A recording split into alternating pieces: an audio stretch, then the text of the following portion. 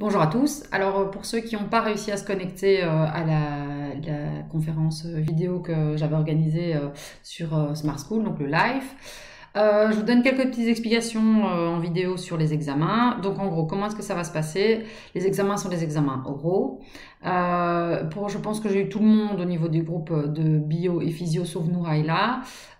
Donc en gros, il vous faut soit une connexion sur Smart School, et on fait ça via le live de Smart School, soit pour ceux qui n'arrivent pas à se connecter, on peut utiliser le WhatsApp comme application. Pour ça, vous devez me prévenir avant en me disant, voilà, Smart School, ça marche pas, il faut utiliser WhatsApp.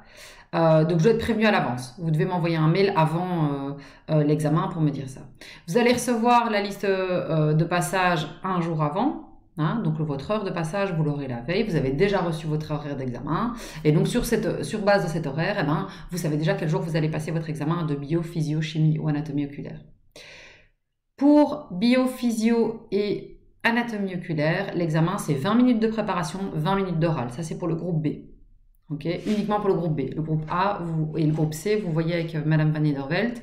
Et donc, moi, ce que je vais faire, c'est 20 minutes de préparation. Vous recevez 2 questions majeures et une question de comparaison. C'est ce que vous avez reçu dans les fiches. Il y a la fiche d'évaluation là que vous avez reçue. Et ben dans cette fiche d'évaluation, j'indique systématiquement comment je vais évaluer et quel type de questions vous pouvez avoir. Donc, vous avez une question générale, une plus petite question et une question de comparaison. Ces 3 questions doivent être préparées et vous avez 20 minutes pour les préparer et ensuite vous avez 20 minutes pour me les expliquer. Ça, c'est pour l'examen oral. Il commence à 8h et il terminera à 18h, le temps de faire passer tout le monde puisque vous êtes 13 ou 14 à passer l'examen. Ensuite, donc vous recevez systématiquement la question juste avant, hein, donc 20 minutes avant, vous vous connectez, je vous donne la question, vous la préparez et pendant ce temps-là, j'interroge l'autre élève. Maintenant, au niveau chimie, pardon. Au niveau de chimie, là par contre ça va se passer différemment. Chimie, vous allez recevoir, il y a différents questionnaires, hein, donc vous n'aurez pas tous le même questionnaire. Vous allez recevoir un questionnaire, vous devez y répondre. Vous avez 1 heure par exemple pour y répondre. A priori ça sera 1 heure. Donc je vous l'envoie à 8h, vous devez me le renvoyer à 9h. À 9h05, il n'est plus accepté. Hein. Donc vous avez jusqu'à 9h pour me l'envoyer. Vous me l'envoyez avec vos réponses à 9h et ensuite vous passez toutes les 10 minutes. Je vais avoir un élève et vous passez, vous m'expliquez comment vous avez résolu les questions de chimie. Donc l'idée c'est de voir si effectivement c'est vous qui avez rempli cet examen. Ça va se voir directement si c'est pas vous qui l'avez rempli et comme je le dis à chaque fois, si je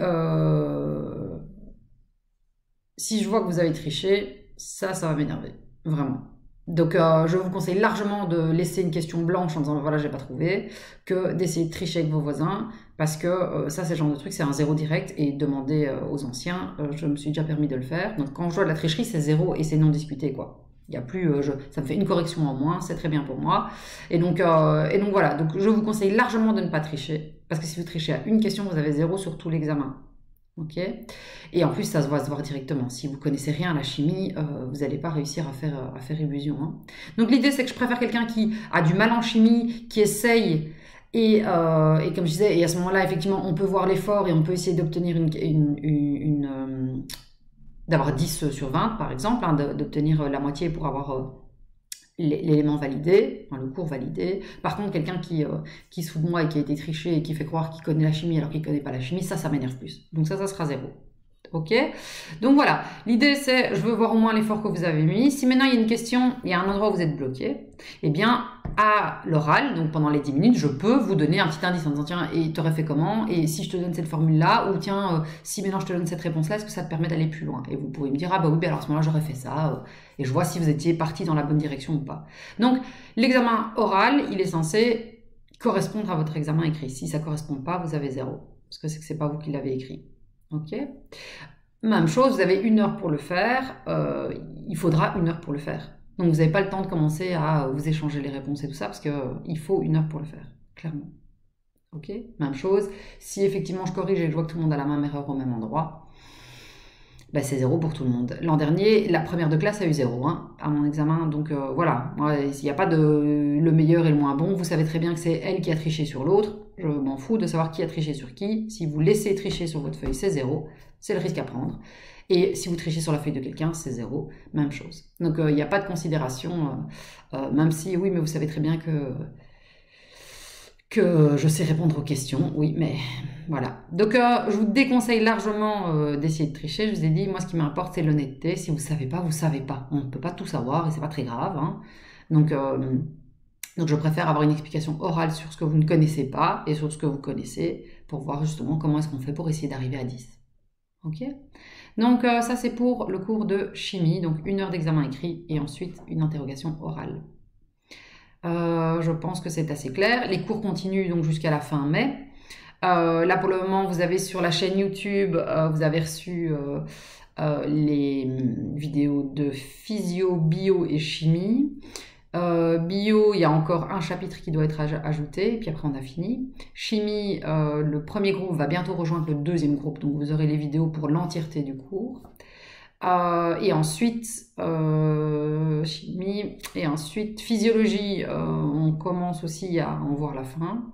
Et après, vous allez, les 2 dernières semaines de mai, ça va carburer en anatomie oculaire, puisque c'est un cours qui a été mis de côté, le temps d'avancer en physiologie, puisque les cours se regroupent et des informations se recoupent. Vous aurez plus facile à comprendre le cours d'anatomie oculaire si vous avez les connaissances de physio. Donc, une fois qu'on a fini physio, on attaque anatomie oculaire et on verra jusqu'où on va et on s'arrêtera là.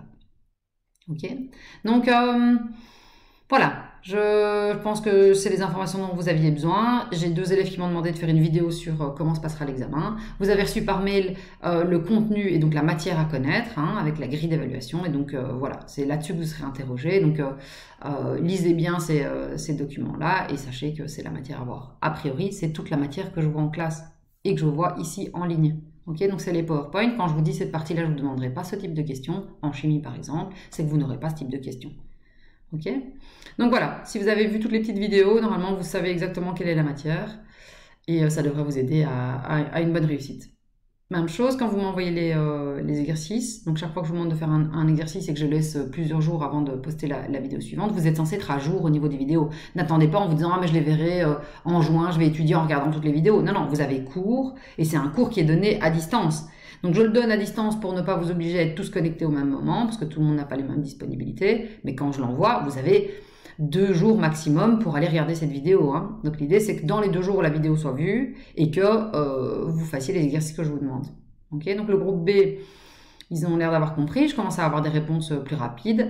Le groupe C et A, c'est indispensable. Hein. Il me manque encore énormément d'élèves qui répondent aux questions de chimie. Donc vous êtes censé me répondre immédiatement. À nouveau, si je vois que vous avez répondu à tous les exercices, que vous avez donc suivi le cours pendant toute la durée, eh bien, si votre examen c'est plutôt un 8 que vous méritez, ben, clairement, il va plutôt tirer vers le 10 parce que je vois que vous avez été assidu, que vous avez travaillé, que vous avez fait des exercices, que vous avez suivi le cours. Si je vois que vous n'êtes pas connecté une seule fois pendant toute la période, que vous avez fait aucun exercice et qu'en plus, eh ben, ça s'est pas très bien passé au niveau de l'examen, malheureusement, je vais pas pouvoir trouver des points non plus. Hein. Donc, je vous conseille largement de vous y mettre pour ceux qui ne s'y sont pas encore mis. Et je vous dis, ne laissez pas les vidéos pour l'examen en vous disant, ça va me permettre de réviser et d'étudier avec les vidéos. C'est pas le but. Hein. 1/4 d'heure de vidéo, ça n'est pas 1/4 d'heure de cours. Hein. Ça correspond à minimum 50 minutes de cours. Systématiquement, je vous donne 15 minutes d'explication et je vous dis ensuite, que ce soit en bio, en chimie ou en physio, d'aller lire les pages correspondantes, par exemple, dans vos syllabus. Et donc, c'est à vous, après, de lire. Je ne vais pas le lire avec vous. En classe, on le fait et on lit ensemble. Ici, par contre, c'est de manière individuelle, donc je vous demande de lire individuellement. Après, au niveau de la chimie, il y a à chaque fois des exercices à faire. Les exercices, ça met du temps à les faire. Et donc, je vous demande aussi de faire ces exercices à la suite de cette vidéo, systématiquement. Quand je vous demande mettez pause et essayez de faire ça, donc a priori, 1/4 d'heure de vidéo, ça correspond plus ou moins à 45-50 minutes d'occupation et soit de lecture, soit d'études, de compréhension ou d'exercices à faire. Donc ça, c'est important. Hein. Vous devez comprendre ça. C'est pas 1/4 d'heure d'information. Hein. Ok. Donc voilà. A priori, vous avez du coup eu le nombre de périodes que vous aurez dû avoir. Et donc je vous conseille de regarder au fur et à mesure les vidéos et de ne pas attendre la fin pour toutes les regarder.